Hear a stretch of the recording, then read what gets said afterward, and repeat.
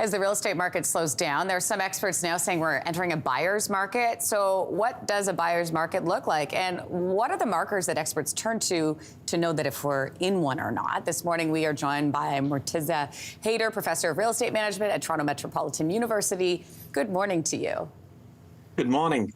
Are we in a buyer's market? No, I don't think so. We are in a buyer's market. What has happened is that we saw an increase in listings recently, which to some suggests that we may be heading to a buyer's market. The metric that many people use is called the sales to new listing ratio.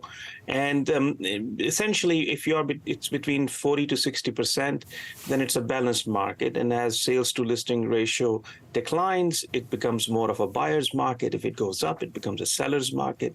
And right now in Toronto, at least, it's around 50%, right in the middle. So it's more along the lines of balanced market. But yes, there's more product to look at because listings have increased. Are you anticipating us entering a buyer's market anytime soon? No, not at all. The reason being, you have to be able to buy things, right? Like just because there are more homes listed, but if they're still priced out of your reach, and then it's not necessarily a buyer's market. The main challenge for buyers is not the listings or choice, but the cost of borrowing.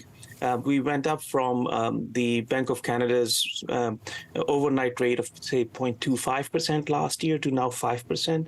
The prime rate is, 7% now? So what it means is that the cost of borrowing is very high. So yes, listings are more, you have more of a choice, but can you really afford it? Because your monthly mortgage payments would be very high. Can I ask you about the expectation of sellers right now? Because I monitor our neighborhood where we live, and I found that some listings have gone up, and there have been offer dates. Those offer dates have passed. They have offers on the table, but they decide not to take them and then relist at a higher price. What do you make of that? Oh, that relisting of a higher price is a strategy some sellers use, thinking that if they underprice it, thinking that they would list it for a price less than what is acceptable to them, it may generate a bidding war and they can actually reap benefits from it. But this is not the market where people would be bidding over each other to get to the properties. Cost is very high to borrow, mortgage costs are high. So yes, they are listing it back on, but it would also suggest that they may not be in a hurry to sell. At the moment, as mortgage costs go up, many investors, that is those who have second to third properties and they had rented it, if the mortgage costs are high and the rents do not cover them appropriately, they may be inclined to list those properties, and hence we would see an increase in listings. And that is because the owners feel pinched because of higher costs of carrying those mortgages. Can I ask you about condo sales slowing down across the country? According to RE/MAX, condo sales fell in 5 out of the 7 larger markets in the first 8 months of the year. What do you make of that?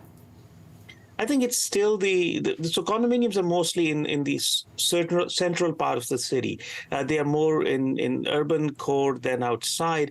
And I think that shift in spatial equilibrium, that is the people gravitating to suburbs for bigger or larger homes during the pandemic, that is still the case. And the condominium market that suffered initially a lot at the onset of the pandemic, it is still going through these highs and lows in it. I don't think it has stabilized. So yes, the demand may not be there because of shifting taste parameters. Do you think it's also an investor conversation? Absolutely. The investor angle is very big. As I mentioned, that those who have investment properties, the cost of carrying those properties. In fact, there were studies released recently by companies that monitored those costs. They realized that people who bought their condos in 2022 or 2021, the cost of the carrying cost, that is mortgage, condo fees, taxes, is much higher than what the rents they receive. So they are cash flow negative, and they may be inclined to put those properties on the market. Mortiza Haider, great to talk to you today. Thanks so much for coming on. Thank you. Take care. Hey, thanks for watching. If you liked this, be sure to subscribe here, or you can check out more Your Morning videos right here.